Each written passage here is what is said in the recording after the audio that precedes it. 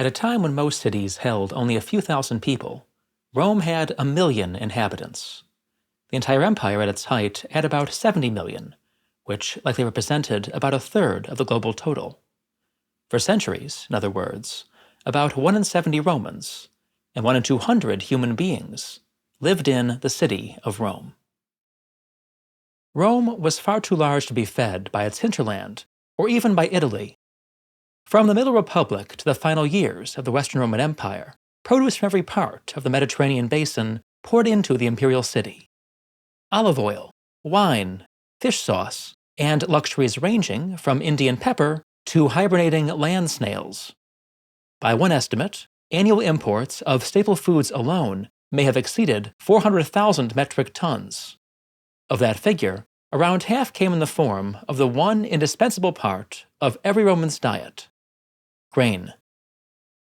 The ancient Greeks had divided food into two categories: bread and things eaten with it. For the Romans, likewise, bread was part of virtually every meal. It has been estimated that the average Roman received 3/4 of his calories in the form of bread and consumed something like 200 kilograms of grain each year. Ancient doctors noted that Roman children often developed bowed legs, a symptom of rickets brought on by a diet that consisted of little but bread. Whenever possible, the Romans ate bread made from wheat. Although wheat was grown widely, only a few regions around the Mediterranean consistently produced surpluses large enough for export. Sicily, Sardinia, and North Africa, especially what are now Tunisia and eastern Algeria, all provided Rome with grain. But the great breadbasket, responsible for the majority of the wheat that fed the capital, was Egypt. Most of the provincial grain shipped to Rome was collected as a tax. In Cicero's time, for example, 1/5 of the Sicilian grain harvest was claimed by the government each year. Under the emperors, likewise, wheat farmers in Egypt and North Africa paid their rents in kind, as did the tenants of many imperial estates. Those who paid their taxes in wheat were responsible not only for threshing and winnowing it, but also for delivering it to a state-owned granary. From there, it was forwarded to the coast for transport to Italy. The barges that carried grain to Rome were the supertankers of the ancient world. At a time when the average freighter held about 100 tons of cargo, a large grain barge could carry 1,000 tons or more. During the 2nd century, the author Lucian saw one of these behemoths docked at Athens. It was, he says, 180 feet long and more than 45 feet at the beam, about the size, in other words, of a large ship of the line during the Napoleonic Wars. Although their cargoes were government property, grain barges were privately owned. To ensure a steady stream of deliveries, the emperors offered captains generous terms, especially if they were willing to sail in winter.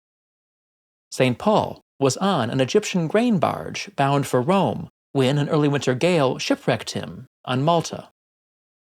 Most of the Egyptian grain transports traveled together in a massive flotilla. The appearance of the fast mail ships in its vanguard was an annual cause for celebration at Puteoli, where the fleet docked through the 1st century. Later, after the emperors developed the vast artificial harbor at Portus, wheat from Egypt and the other grain-exporting provinces was landed at the mouth of the Tiber. When grain arrived in Rome, it was stored in colossal warehouses. One of these, the imperially owned Horia Galbana, covered nearly 21,000 square meters. The Colosseum was only slightly larger. We'll discuss how this grain was distributed and the famous grain dole after a few words about this video's sponsor. As Valentine's Day approaches, I'm reminded of the things I love: my wife, my dog, remote Roman ruins, and, of course, Raycon's everyday earbuds.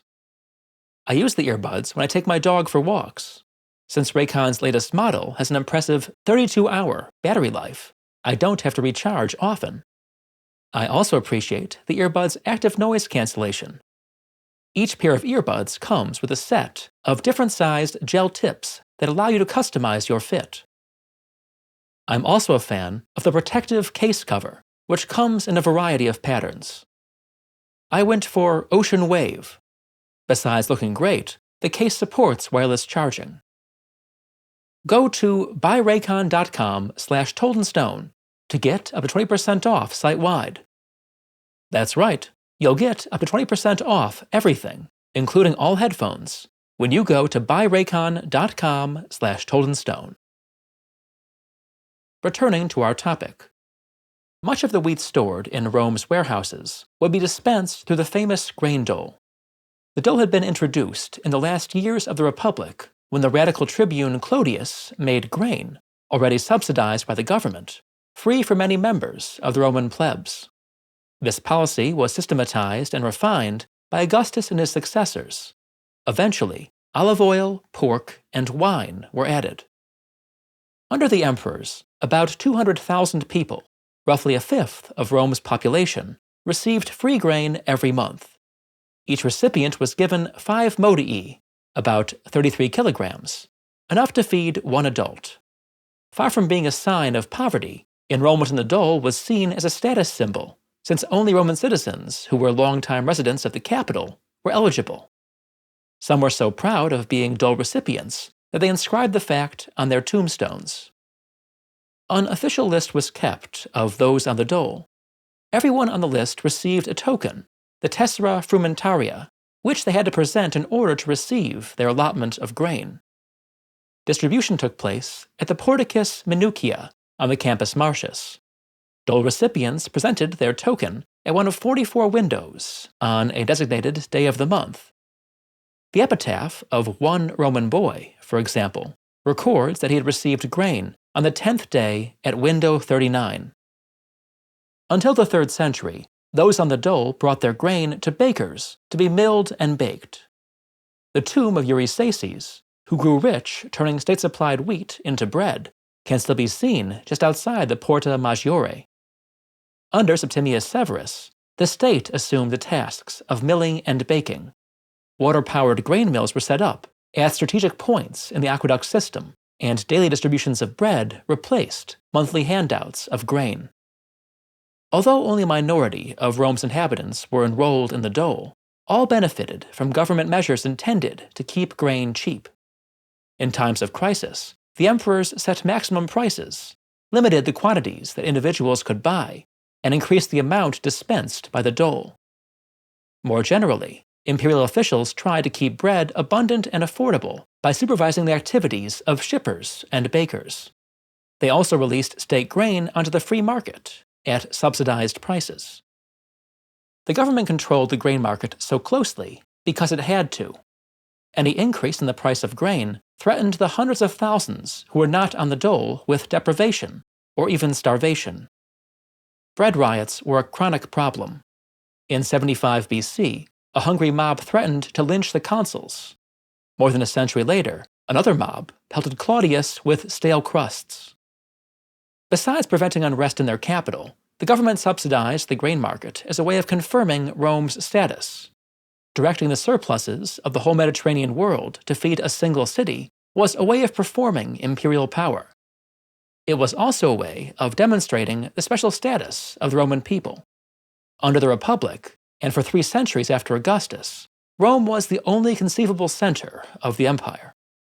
Its inhabitants had a privileged place, and tradition obligated the emperors to show them special favor.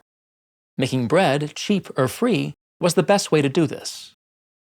The goddess Annona, who personified the grain supply, appeared on imperial coins. Frequently, she was pictured with the prow of a ship, signifying the emperor's role in importing grain from distant provinces.